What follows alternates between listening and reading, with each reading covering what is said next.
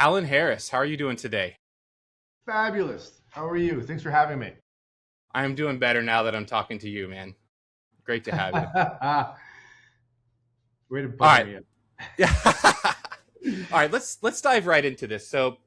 Um, tell us about what you do and what you specialize in. Sure. Probably a lot of your followers, a lot of your listeners will know the structure. We're a registered investment advisor, which means we do a lot of financial things that most prospective clients don't know we do until they start working with us. Investment basics is the foundation, and then you get into financial planning, estate planning, Medicare, Social Security, and all those things are a lot of times in people's websites. There's sort of this search engine optimization tool that's there, but it's things that we actually get into for as far as advising and planning on. We try to be a bit of as much of a one-stop shop as possible. Okay. So when I start these, I like to better understand kind of who you are.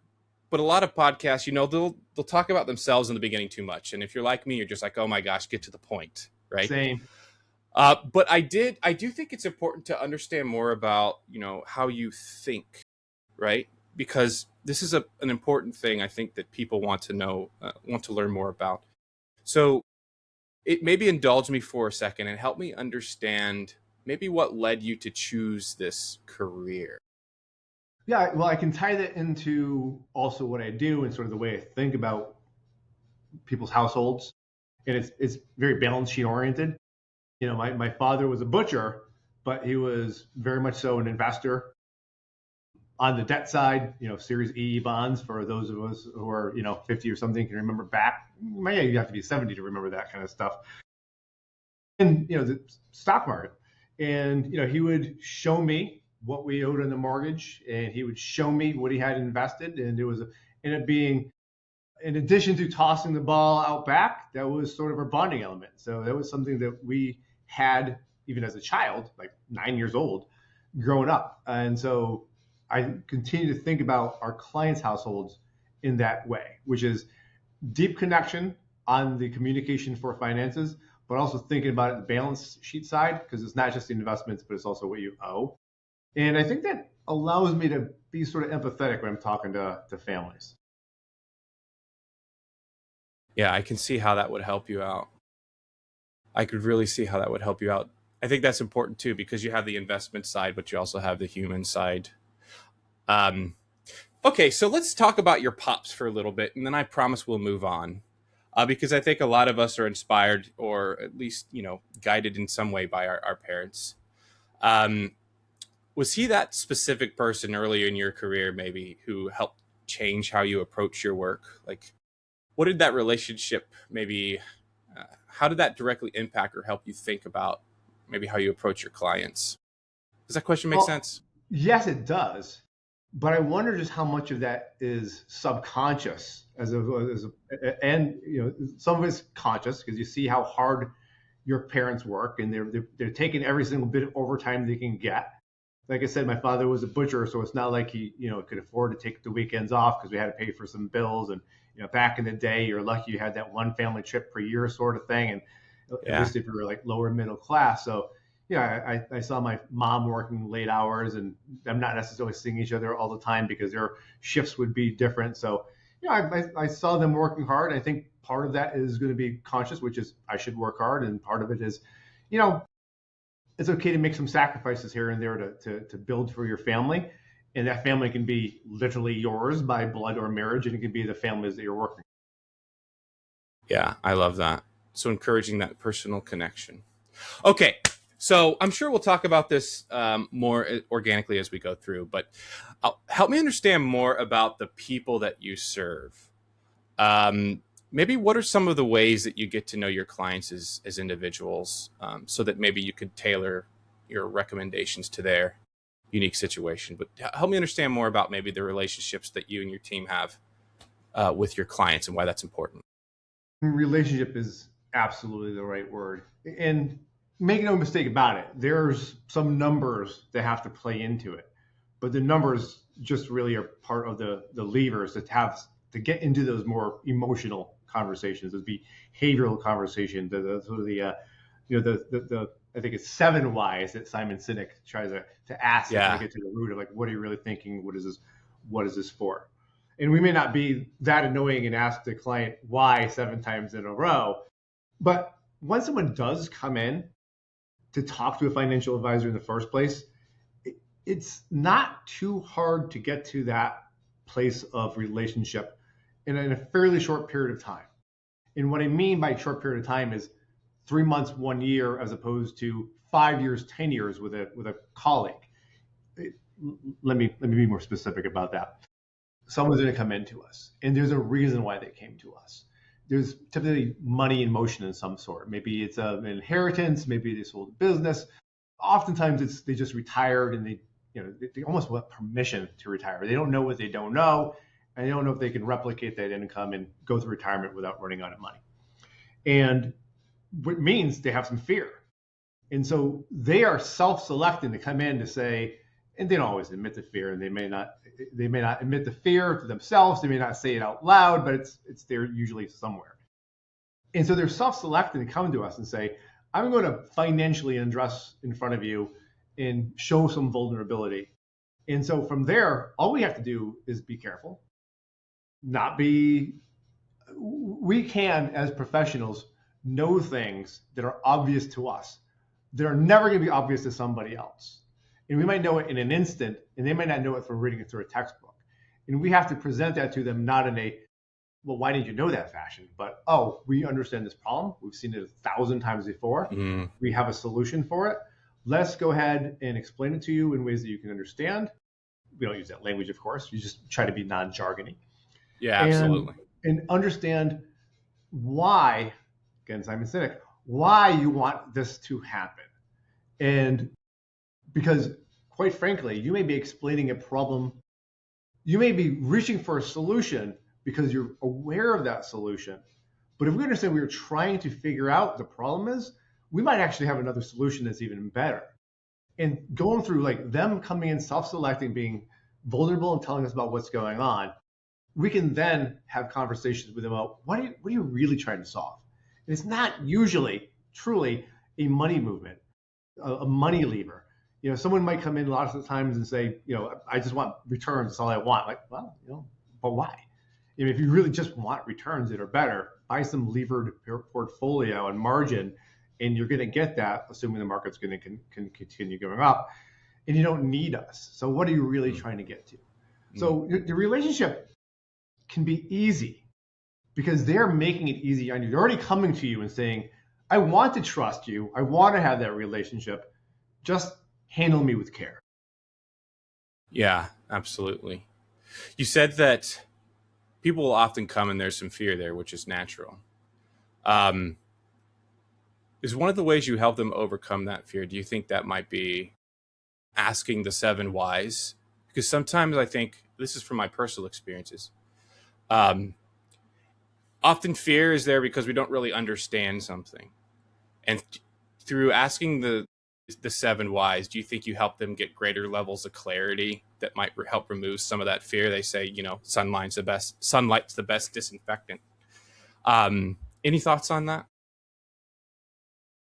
The quick answer is yes. And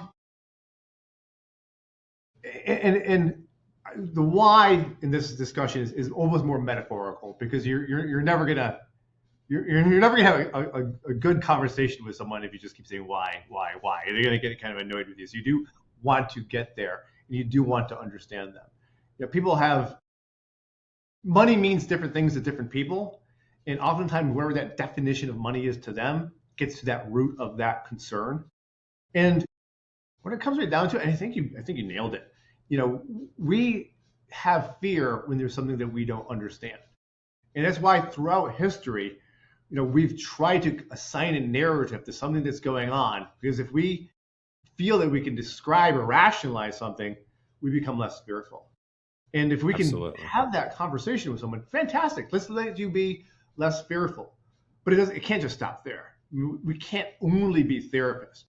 We then have to figure out what financial levers and financial tools do we use to solve for that fear. Okay.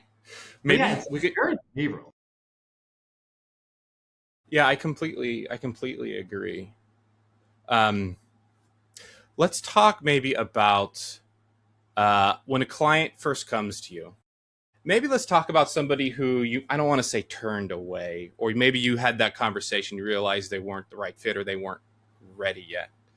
Um, is that something you'd be open to talk about? What are some of the maybe the things that are like this person might need to go a different direction, or maybe they're not ready yet?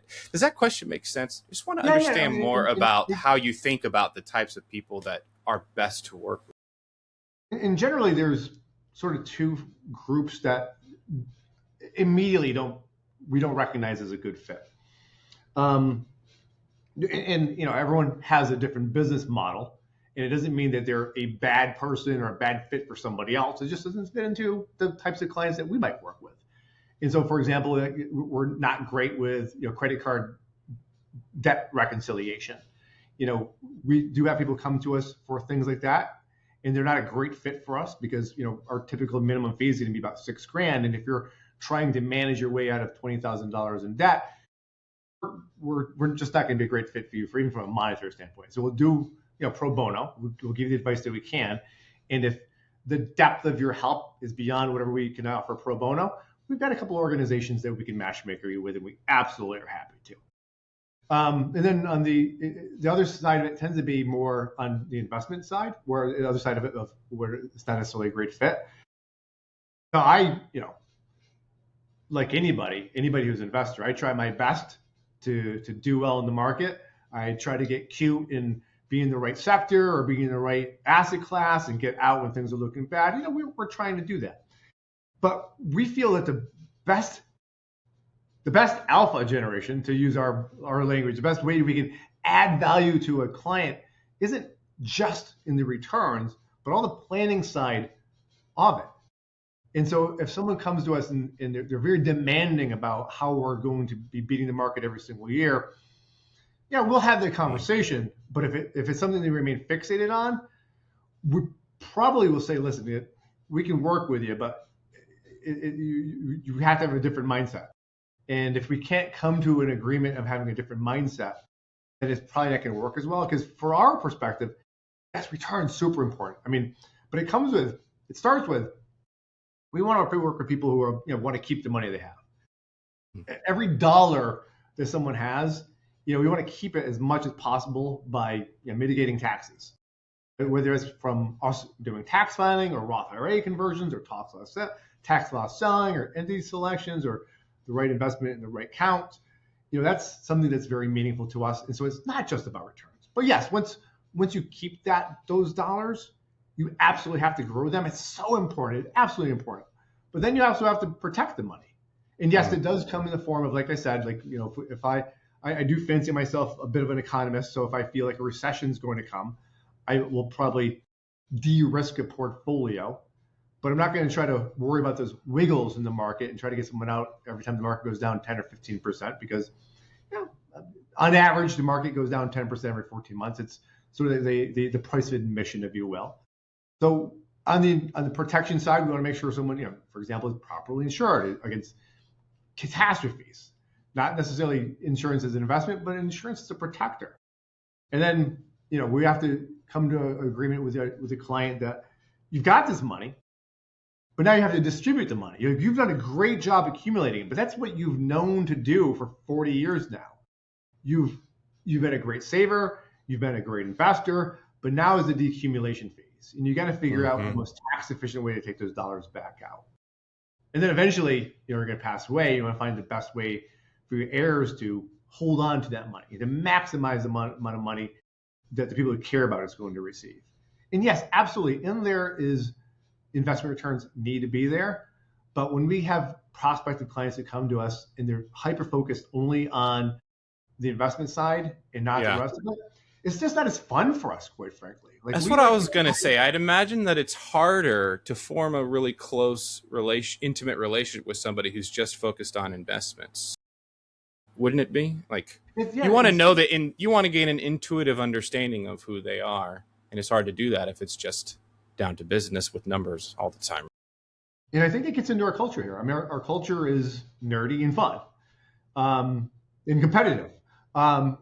and it can be competitive in terms of like, who's going to be the first in the obstacle race, which we'll actually have done from time to time here, or it can be nerdy in terms of nerdy and competitive in terms of like who can find the best solution for a very sophisticated and complex problem. And it's more fun for us to work with people who are thinking outside of just investments and want to have the scope, want to enjoy and benefit from the scope of all the rest of the work that we do.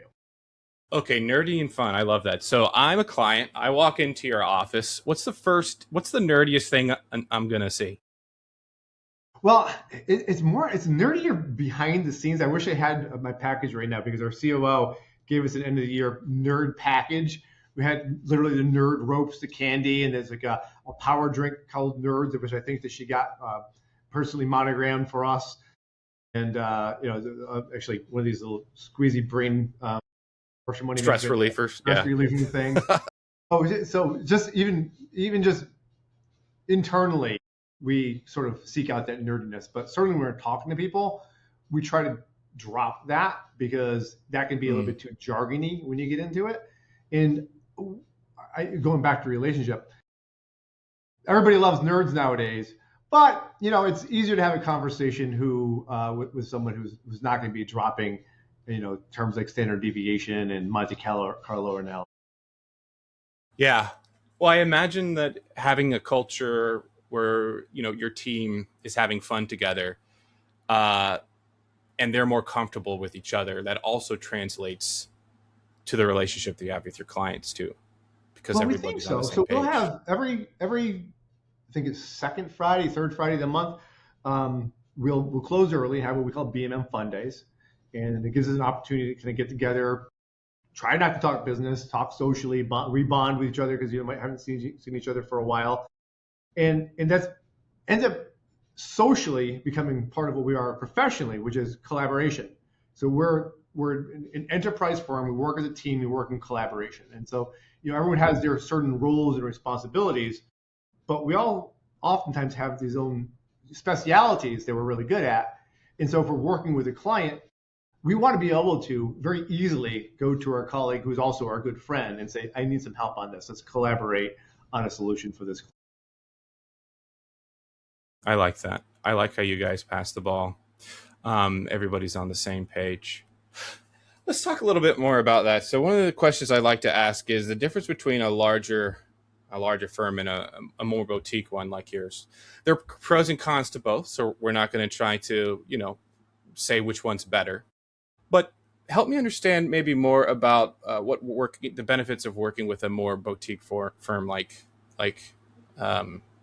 you. Well, I can't speak I'd be biased for me to say Berkshire Money Management is better because, and I do have a long list, but it probably makes more sense for me to use the words of the clients who have come to us from the bigger firms.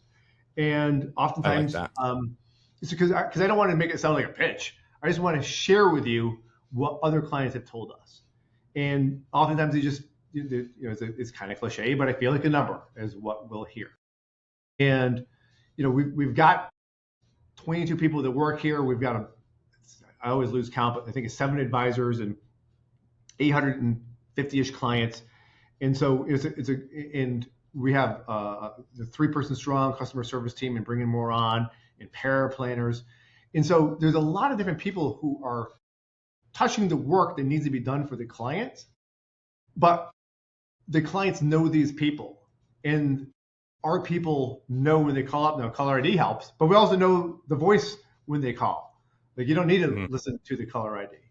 And there's something about that in terms of, yes, the feels, the vibes that the clients like, but it's also something very important to clients, and understandably so, when we don't need to go ahead and pull up a report from the conversation that we had 2 years ago when we finally had a conversation to know about this issue with your family, or this complexity, or this want that you wanted to accomplish, this need that you were planning for, and to actually know what it is. So when there's a conversation, it's we know you, as opposed to, all right, number 739, let me just pull up a report and see what happened last time.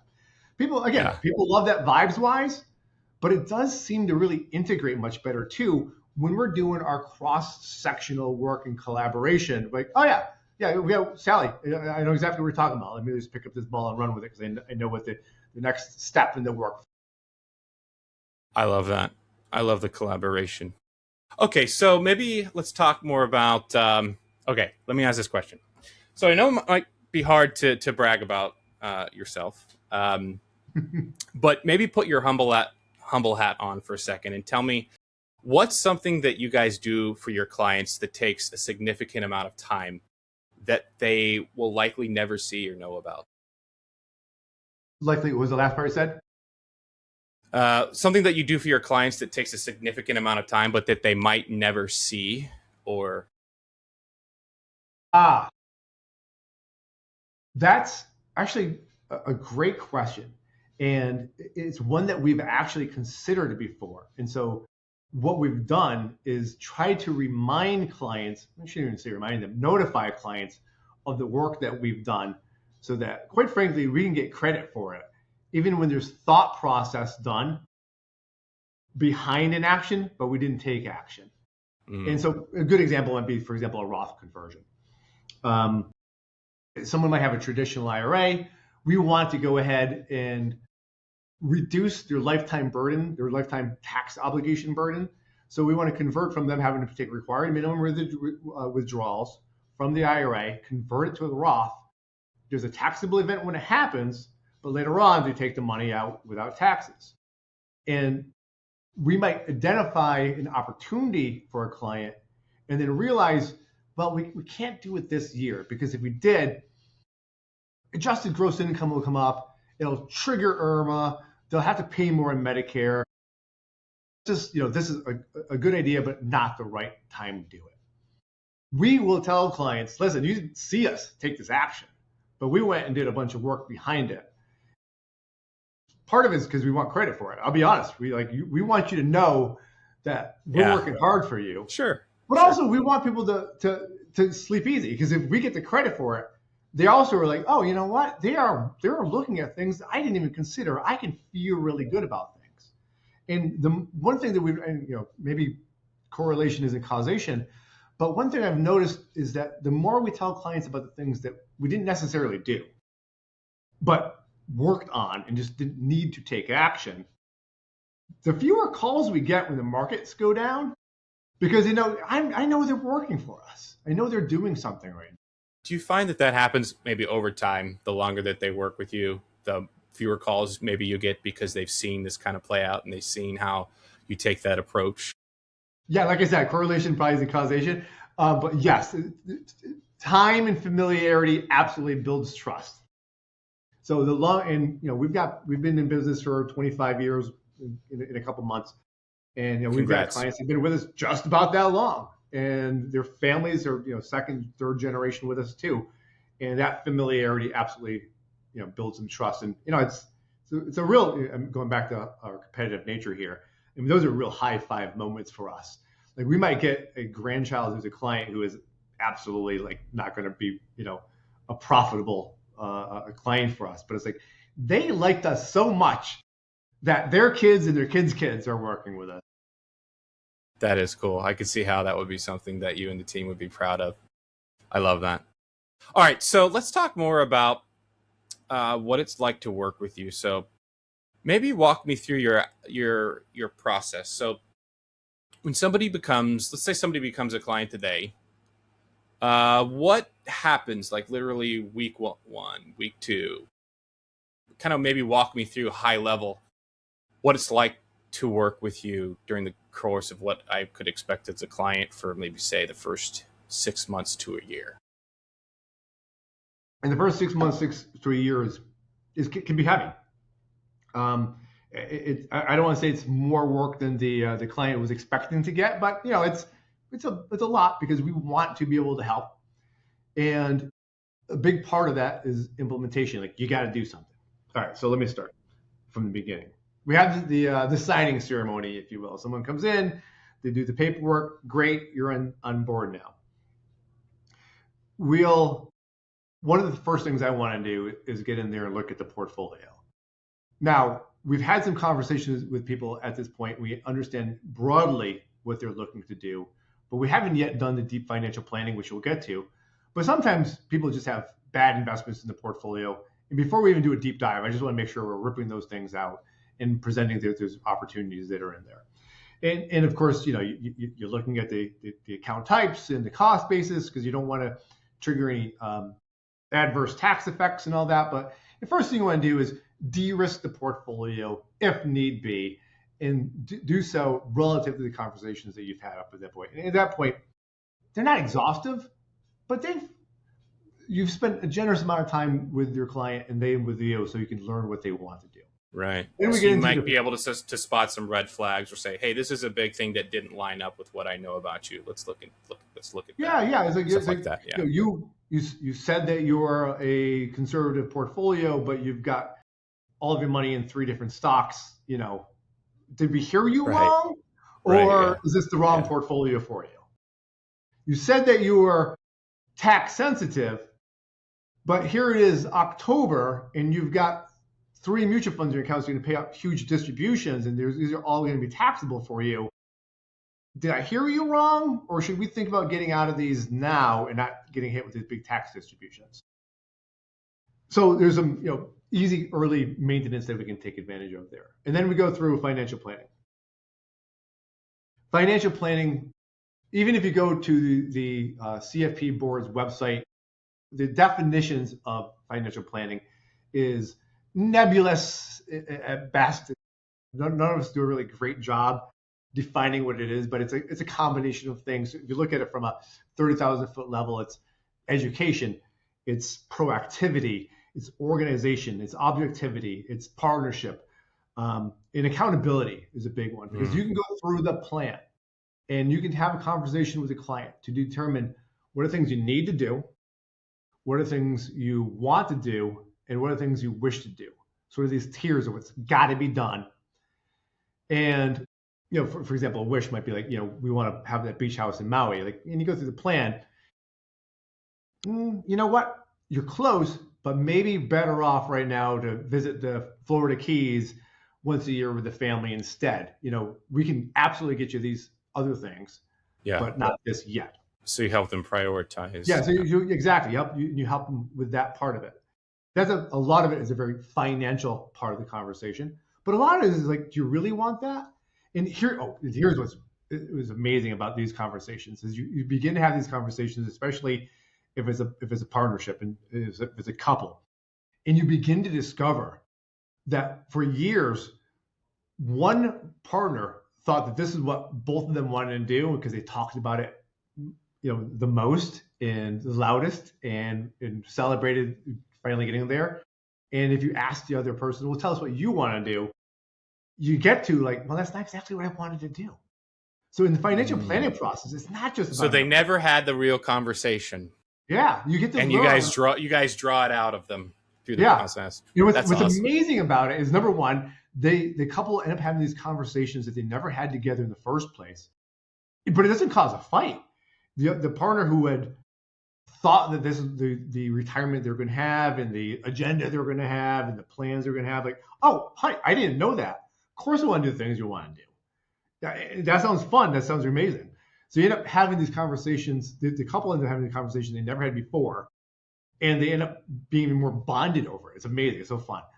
And then you do, the things you've got to do. You make sure they're covered for catastrophic reasons on the insurance side. If they're of age, you want to do an analysis of maximizing their Social Security payments, and that could be earlier, it could be a later filing, but not just that, because it's not just an analysis of here's what you do, and that's what happens all the time. But we know, all of us know, if you're just told to do something, you're probably not going to get it done. It's hard. It's going to be in the calendar. And it's going to kick you down a to-do box. So again, the accountability portion of the planning is, okay, we're going to do it. Here's how we're going to set it up. We're going to actually implement it. We're going to decide what's best. We're going to together decide what's best. How do you do accountability? Do you guys do check-ins every couple months, or how does that accountability work? Shared screen. We can just, if they're in this if they're in the office with us, we'll just do it with them and go through it with them. If they're not a local client, we'll just share a screen and walk people right through it. But implementation is the big thing. Like we do a lot of estate planning with our clients, and if you talk to any estate planner, I mean not any, but you talk to a lot of estate planners, what they'll say is they've got at any given time 100 open estates on their desk. Someone came in, it was important to them, it felt urgent, they got the trust document done, and then they never came back to file anything or to fund it because they didn't have the accountant didn't do the follow-up really. Yes, you can put some blame on the client because they didn't get it done, but really what you need at that point is a professional, sometimes nudging you, sometimes dragging you to get it done. Yeah.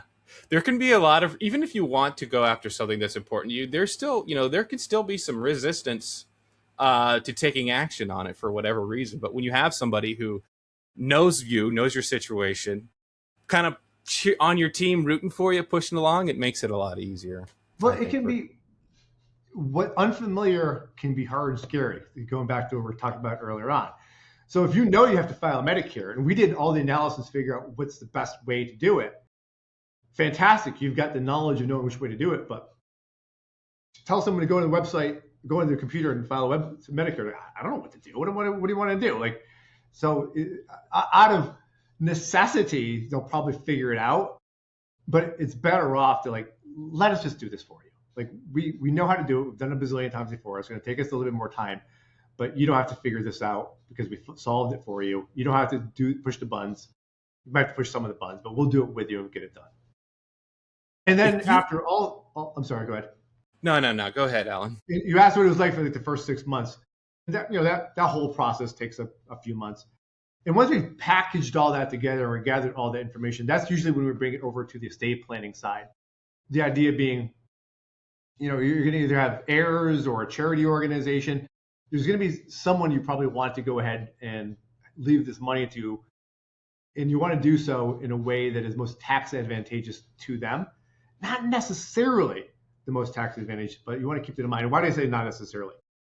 Because one of the big things we do is our biggest competitor is ourselves and our clients, because one thing that's really great that we can do is not just give people the permission to retire, but the permission to spend your money now. Like we just went through the financial planning, so you can spend more than you thought you could. So yeah, you want to give some of your money to your heirs, your kids, your charity later on, but don't you want to give it to them now as well? And so, we will try and convince people. This may not, well, I shouldn't say convince.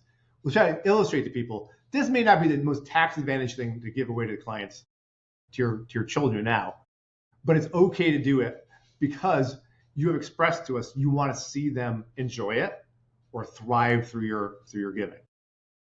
I love it.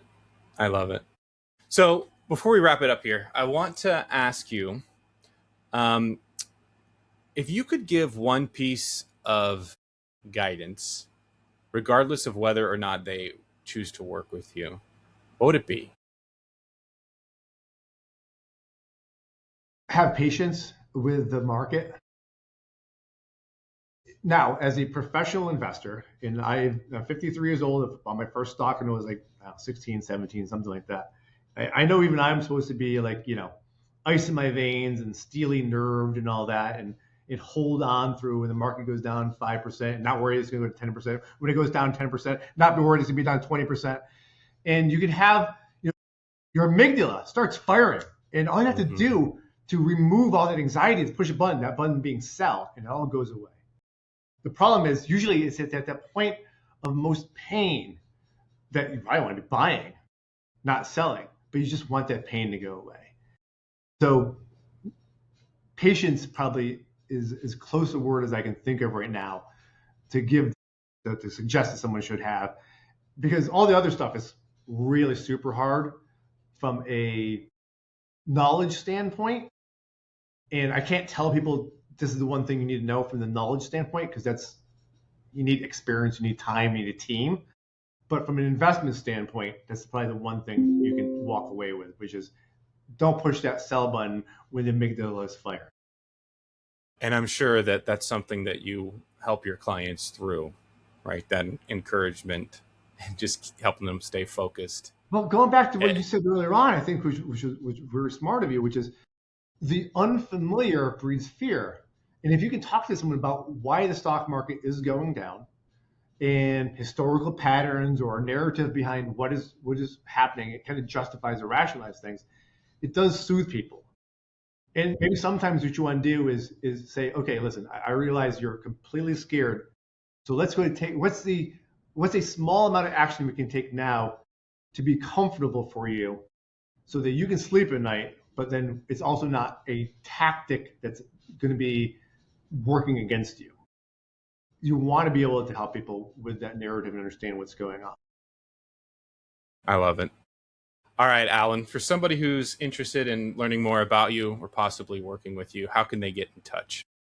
Probably the best way is to go to our website, berkshiremm.com. Berkshire Money Management is the name of the company. My name's Alan Harris, and you can find me on LinkedIn. I try to post up there every now and then.